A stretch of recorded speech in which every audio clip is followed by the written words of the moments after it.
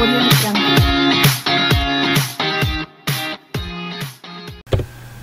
السلام عليكم، مرحبا بكم في لاشين ديالكم. احنا معاك اليوم ان شاء الله غادي نكملوا الشرح ديال الموديول دوديت جينيرال. دونك اخر فيديو شفناه كان على لا بروميير بارتي اللي هي لا بريز دو كونيسونس لونتربريز.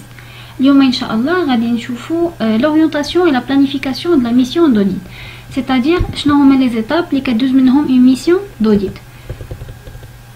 Donc premièrement des choses, ou bien la première partie, il y a l'organisation de la réunion de planification. Donc l'auditeur peut dire une réunion de planification, qui détermine l'activité de l'entreprise, qui dit une prise de connaissance à les risques majeurs qui sont en liaison avec l'activité de l'entreprise, qui a une relecture à les rapports lidéraux de l'exercice N-1. Donc ممكن يكونوا دارهم à notre auditeur. Qui dit la transmission des connaissances entre les membres de l'équipe, donc les anciens et les nouveaux, et finalement qui chauffe les nouveautés de l'entreprise, l'exercice N. Donc la deuxième partie, il y a la prise de connaissance générale de l'entreprise. Qui fait que في فيديو اللي فات. Donc هاد la prise de connaissance, l'objet ديالها هي انها recueillir لنا كاع les informations jugées utiles relevant de tous les domaines, et c'est pour définir هادوك les composants ou les domaines significatifs. Donc la nature des les points à considérer. Donc durant la prise de connaissance, donc je vois la nature de l'activité. Donc il s'agit de rendre compte à la nature de l'activité exercée par l'entreprise, sa position commerciale, ses principaux clients, ainsi que les fournisseurs, etc. Quand je vois aussi le secteur d'activité, c'est-à-dire l'environnement économique du secteur, qui veut dire la place de le marché, les concurrents de l'entreprise, etc. Donc quand je vois aussi la structure de l'entreprise. Donc la structure de l'entreprise, c'est-à-dire quand je vois son implantation géographique, les actionnariats d'ILHA, l'activité d'IL filiale et des opérations intra-groupes, etc. Quand je vois aussi l'organisation générale, c'est-à-dire la structure générale de l'entreprise ou les principales fonctions. Quand je vois aussi les politiques, donc les politiques que ça soit commercial, c'est-à-dire donc il importe de mettre l'accent sur les principaux accords de convention de l'entreprise à conclure les groupes les clients d'ILHA, les prix, la marge commerciale, etc. Les politiques financières, c'est-à-dire la situation de l'endettement de l'entreprise. Politique sociale, donc il porte de se renseigner à l'état des salariés d'ILHA, ou bien les salaires d'ILHA, les indemnités, les primes accordées au personnel, etc.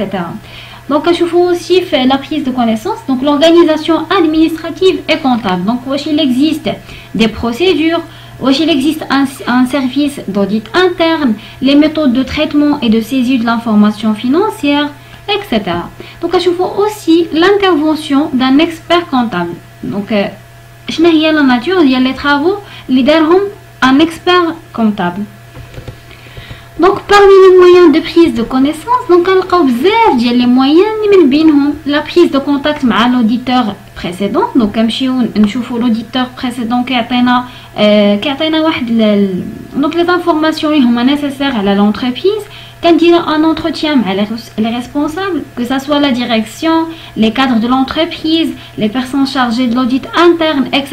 Donc quand je vous garde les cadres les fonctions de l'entreprise, quand je vois aussi la direction.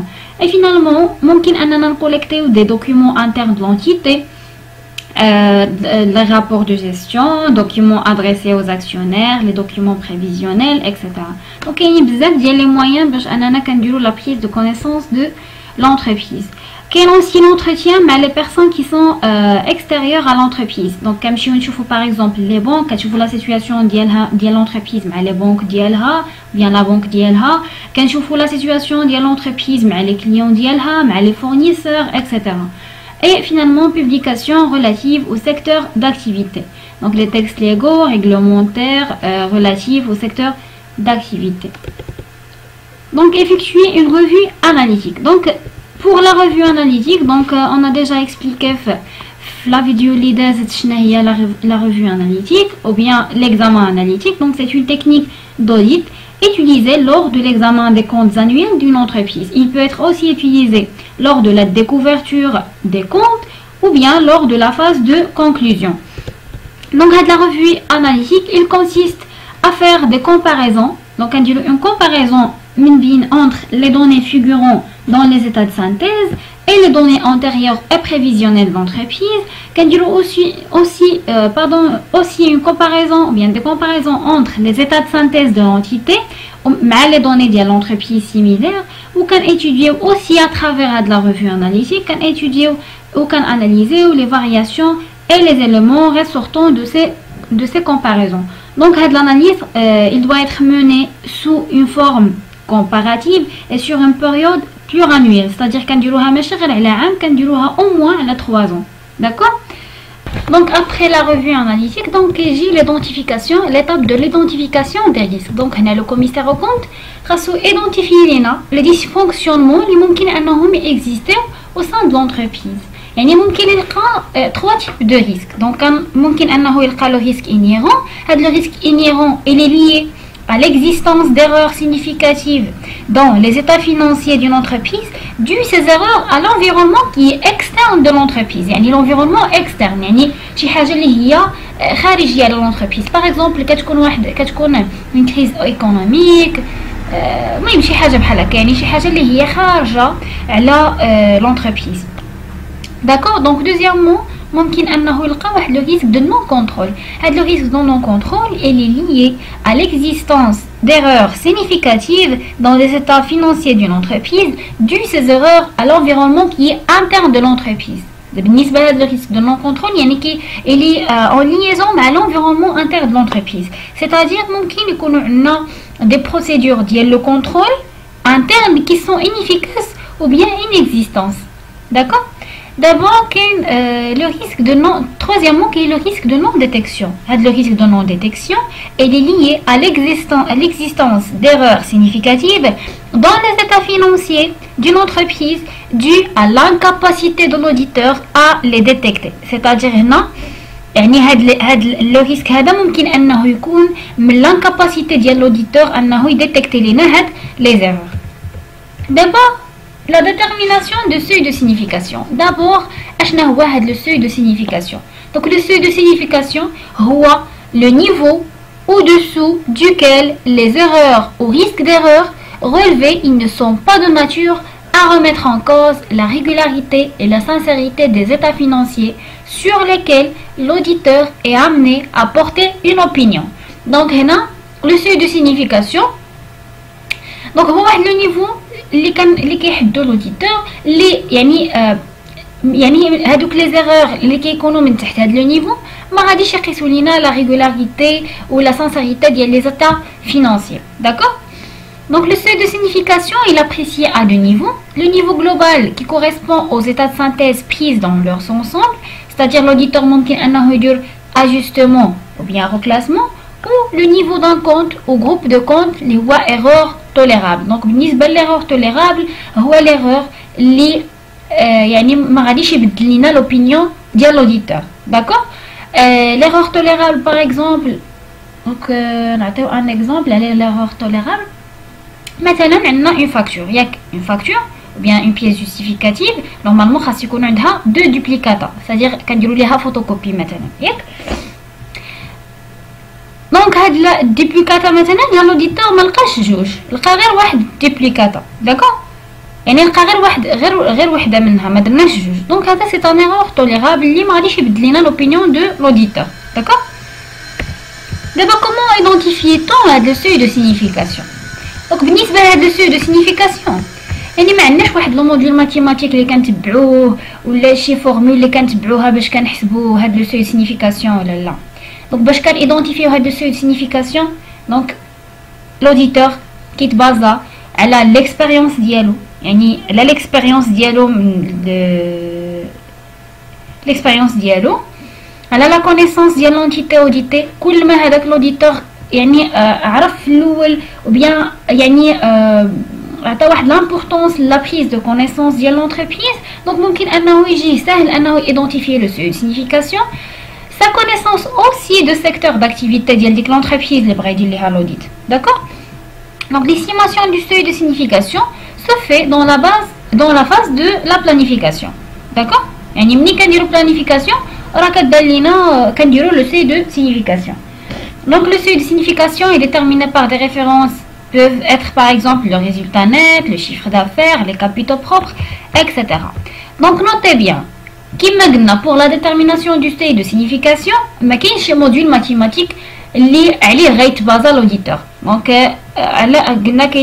l'auditeur il se base على l'expérience ديالو, على la connaissance de l'entreprise et la connaissance aussi des secteurs d'activité de l'entreprise اللي غيدير لها l'audit. Donc d'abord l'identification des composants significatifs. شنو هما déjà les composants significatifs? Donc هما les domaines significatifs. Voilà, d'accord? Donc pour la détermination des composants significatifs ou bien les comptes ou cycles qui peuvent par leur valeur ou leur nature receler des erreurs significatives, on se base sur la revue analytique, l'importance du compte par rapport au seuil de signification et à la probabilité d'erreur, les comptes qui sont fortement affectés par les jugements, c'est-à-dire maintenant les provisions pour dépréciation des clients, des stocks, etc. Et finalement les comptes qui font appel à des techniques comptables complexes, par exemple la valorisation. Donc هادو ممكن أننا نلقاو فيهم des erreurs. مثلا les provisions pour dépréciation des clients ou des stocks ممكن نلقاو فيهم des erreurs. Les comptes مثلا كيما قلنا هنايا la dernière chose c'est les comptes qui font appel à des techniques comptables complexes, يعني مثلا la valorisation des stocks, etc. Et aussi des comptes qui présentent des anomalies apparentes, par exemple les comptes d'attente à régulariser, etc. Donc l'étape suivante il y a la préparation du calendrier d'intervention et la répartition des tâches. Donc on a l'auditeur qui dit la date d'intervention par étape, une liste des rapports et documents à émettre avec leur date limitée, et qui dit aussi la répartition des travaux avec les autres auditeurs et confrères. Comme vous savez, la mission d'audit يعني ما كتكونش غير واحد لا بيرسون هي اللي كديرها، مي كيكونوا واحد ليكيب هي اللي كدير هاد لا ميسيون de l'audit. D'accord? Donc كيكونوا les seniors, les juniors, etc. D'abord, après la préparation le calendrier d'intervention et la répartition des tâches, donc il y a la documentation des informations. Donc les auditeurs rassemblent et documentent les informations pour étayer les conclusions et résultats de la mission, et aussi définir les procédures relatives à la protection et la conservation des dossiers de la mission de conseil ainsi que leur diffusion. Quelle est une autre étape liée à l'élaboration du programme de travail? Donc, les auditeurs qui élaborent le programme de travail, qui définissent les normes d'exercice professionnel, les nombres d'heures de travail pour accomplir la mission, aussi les honoraires correspondantes, etc. Donc, il y a un plan ou bien un programme de travail, l'équipe Kamla. Donc, après, il y a une planification de la mission. Planification de la mission, donc la planification d'un audit est un processus continu et itératif tout au long de la mission. À la suite de faits inattendus, le changement dans les conditions ou des éléments probants recueillir lors de la réalisation des procédures d'audit, donc l'auditeur peut juger nécessaire. Donc on a que des planification de la mission, c'est-à-dire qui va choisir 12, qui va choisir les auditeurs à etc. Préparer le plan de mission. Donc le plan de mission est un document de synthèse qui récapitule les travaux et les précisions ou bien les décisions qui sont prises au niveau de la planification. هو واحد الدوكيومون اللي كنجمعوا فيه كاع هذوك لي طرافو لي ديسيزيون اللي تخداو في لو نيفو ديال لا بلانيفيكاسيون. هاد لو بلان دو ميسيون il décrit قال لك l'approche générale des travaux d'audit et leur attendu. Donc il doit comporter l'identification des risques, هذوك les trois risques اللي déjà expliqué لكم. Donc fait le plan de mission كيكونوا فيه هاد les risques هادو يعني كنidentifiوهم.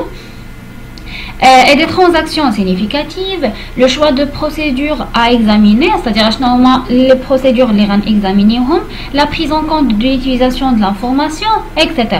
le plan d'émission est suffisamment détaillé pour guider la préparation du programme de travail, doit comporter le calendrier et l'étendue des procédures d'audit, la coordination, la direction, la supervision et la revue de la mission.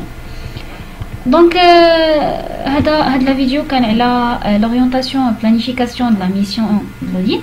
Donc, il y a des questions ou bien ما فهمتوا شي حاجه في la vidéo ممكن انكم تخليو كومنتير ونزيدو نشرح لكم ان شاء الله. شكرا على المتابعه، الى الفيديو القادم ان شاء الله.